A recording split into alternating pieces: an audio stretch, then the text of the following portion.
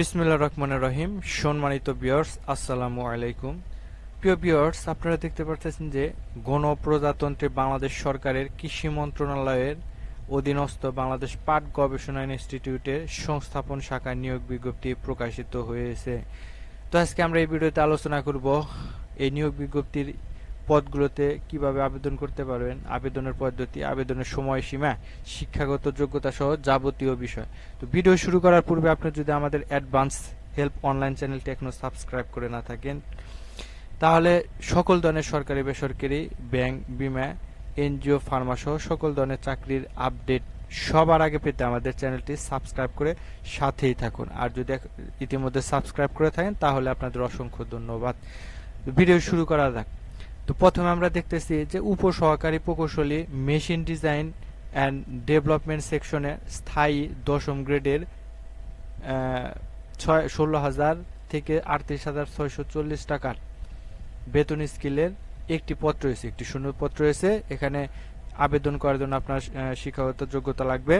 যে কোনো স্বীকৃত বোর্ড হতে মাধ্যমিক, স্কুল সার্টিফিকেট বা সমমানের পরীক্ষায় উত্তীর্ণ হতে হবে আপনাকে। তবে সংশ্লিষ্ট বিষয় আপনাকে অবশ্যই ডিপ্লোমা ডিগ্রিধারী হতে হবে। সকল জেলার প্রার্থী আবেদন করতে পারবেন।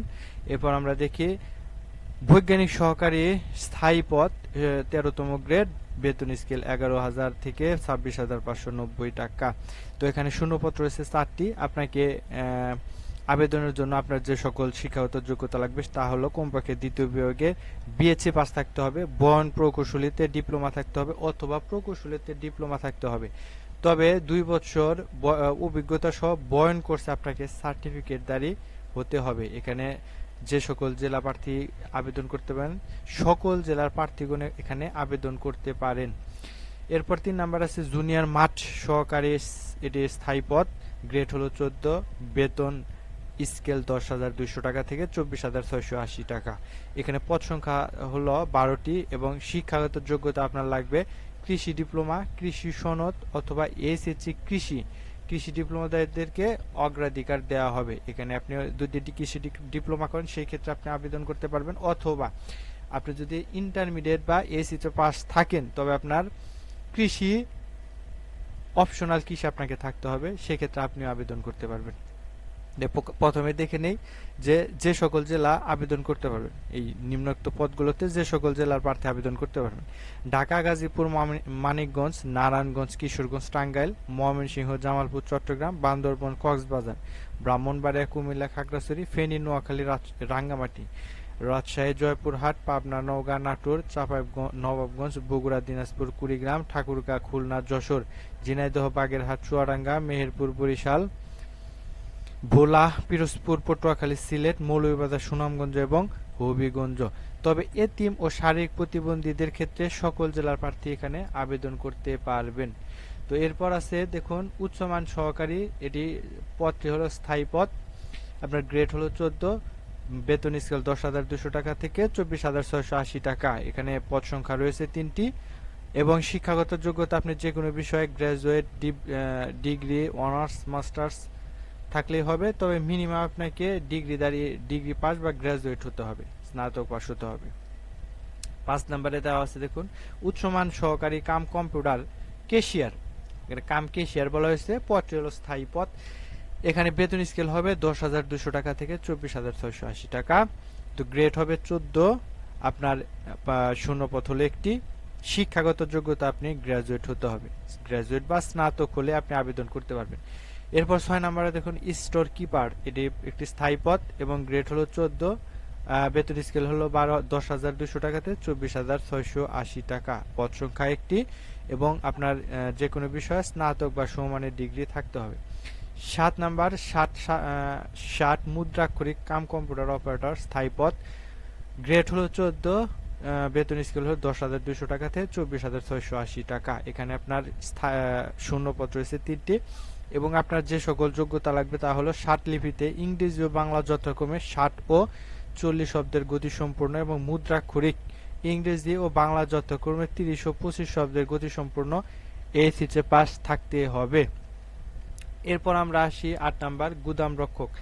এখানে পদ হলো গ্রেড হলো 16 এবং বেতন স্কেল ৯,৩০০ টাকা থেকে ২২,৪৯০ টাকা, পদ সংখ্যা একটি, এবং শিক্ষাগত যোগ্যতা আপনাকে অবশ্যই গ্র্যাজুয়েট হতে হবে। এরপর দেখুন ৯ নাম্বার জুনিয়র ফিল্ড অ্যাসিস্ট্যান্ট, এটি একটি স্থায়ী পদ। এখানে আপনার গ্রেড হলো ১৬, আপনার বেতন স্কেল হবে ৯,৩০০ টাকা থেকে ২২,৪৯০ টাকা। এখানে শূন্যপদ রয়েছে একটি, এবং আপনার শিক্ষাগত যোগ্যতা অবশ্যই আপনার কৃষি ডিপ্লোমা থাকতে হবে, কৃষি সনদ, এইচএসসি কৃষি অথবা কৃষি ডিপ্লোমাধারীদের অগ্রাধিকার দেওয়া হবে। এখানে বলা হয়েছে আপনার অবশ্যই কৃষি ডিপ্লোমা থাকতে হবে, অথবা আপনি যদি এইচএসসি পাস করে থাকেন সেই ক্ষেত্রে আপনার যদি অপশনাল সাবজেক্ট কৃষি থাকে সেক্ষেত্রে আপনি আবেদন করতে পারবেন।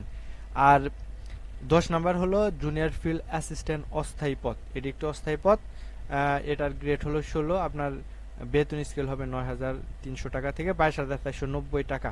এখানে শূন্যপদ রয়েছে ২টি, এবং শিক্ষাগত যোগ্যতা আপনাকে অবশ্যই কৃষি ডিপ্লোমাধারী হতে হবে, অথবা আপনি যদি এইচএসসি পাস করে থাকেন সেই ক্ষেত্রে আপনার কৃষি অপশনাল সাবজেক্ট থাকতে হবে, তাহলে আপনি আবেদন করতে পারবেন। তবে কৃষি ডিপ্লোমাধারীদেরকে অগ্রাধিকার বেশি দেওয়া হবে। এরপর ১১ নাম্বার আছে অফিস সহকারী কাম কম্পিউটার মুদ্রাক্ষরিক, এটার স্থায়ী পদ। এই পদে আপনার শূন্যপদ রয়েছে ৯টি, এবং আপনার শিক্ষাগত যোগ্যতা অবশ্যই এইচএসসি পাস থাকতে হবে। তবে বাংলা ও ইংরেজি প্রতি মিনিটে আপনার টাইপিং ২০ এবং ৩০ গতি আবশ্যক। টাইপিং বলতে এখানে আপনার কম্পিউটার টাইপ ২০ এবং ৩০ গতি আবশ্যক, বাংলা এবং ইংরেজি উভয় বিষয়। ১২ নাম্বার রয়েছে অফিস সহকারী কাম কম্পিউটার মুদ্রাক্ষরিক, এটি একটি অস্থায়ী পদ। তো এখানে অস্থায়ী পদ বলতে বোঝানো হয়েছে আপনি ৬ মাস বা ১ বছর চাকরি করার পর পরবর্তীতে আপনি পদটি স্থায়ী হয়ে যাবে, আর এগুলা প্রথম থেকেই স্থায়ী, যেগুলো স্থায়ী পদ এখানে লেখা আছে। তো এখানে আপনার গ্রেড হবে ১৬তম গ্রেড, আপনার বেতন স্কেল হবে ৯,৩০০ টাকা থেকে ২২,৪৯০ টাকা। আপনার শূন্যপদ রয়েছে একটি, এবং আপনার শিক্ষাগত যোগ্যতা অবশ্যই এইচএসসি পাস থাকতে হবে, বাংলা ও ইংরেজিতে প্রতি মিনিটে ২০ ও ৩০ টাইপের গতি আবশ্যক। এরপর আমরা দেখি সর্বশেষ ১৩ নাম্বার অফিস সহায়ক, এটি একটি স্থায়ী পদ। আপনার গ্রেড হলো ২০, শিক্ষাগত যোগ্য বেতন স্কেল হবে ৮,২৫০ টাকা থেকে ২০,০১০ টাকা পর্যন্ত, এবং আপনার শূন্যপদ রয়েছে ১১টি। শিক্ষাগত যোগ্যতা আপনার বাস্তব অভিজ্ঞতা সহ ৫ম শ্রেণী পাস থাকতে হবে। তো এটাই ছিল আবেদন।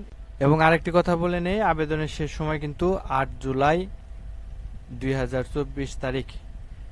৮ জুলাই ২০২৪ তারিখ। আবেদনের বয়সসীমা হলো ১৮ থেকে ৩০ বছরের মধ্যে হতে হবে, এবং মুক্তিযোদ্ধাদের ক্ষেত্রে ১৮ থেকে ৩২ বছর হবে। এবং আবেদনের জন্য অফিসিয়াল ওয়েবসাইটের লিঙ্কটি দেওয়া থাকবে, আপনারা ওখানে গিয়ে আবেদন সম্পূর্ণ করতে পারবেন। তো ভিডিওটি শেষ করার পূর্বে আবারও বলছি, আপনি যদি এখনো আমাদের চ্যানেলটি সাবস্ক্রাইব করে না থাকেন তাহলে সকল ধরনের চাকরির আপডেট সবার আগে পেতে আমাদের চ্যানেলটি এখনই সাবস্ক্রাইব করে রাখুন। আর যদি ভিডিওটি ভালো লেগে থাকে তাহলে অবশ্যই একটি শেয়ার করবেন, লাইক দেবেন, এবং এই চাকরি সম্পর্কিত যদি কোনো প্রশ্ন জিজ্ঞাসা থাকে বা কোনো কিছু জানার থাকে সেক্ষেত্রে আমাদের ভিডিওর কমেন্ট বক্সে কমেন্ট করবেন, আমরা রিপ্লাই দেওয়ার চেষ্টা করব। ধন্যবাদ, আসসালামু আলাইকুম।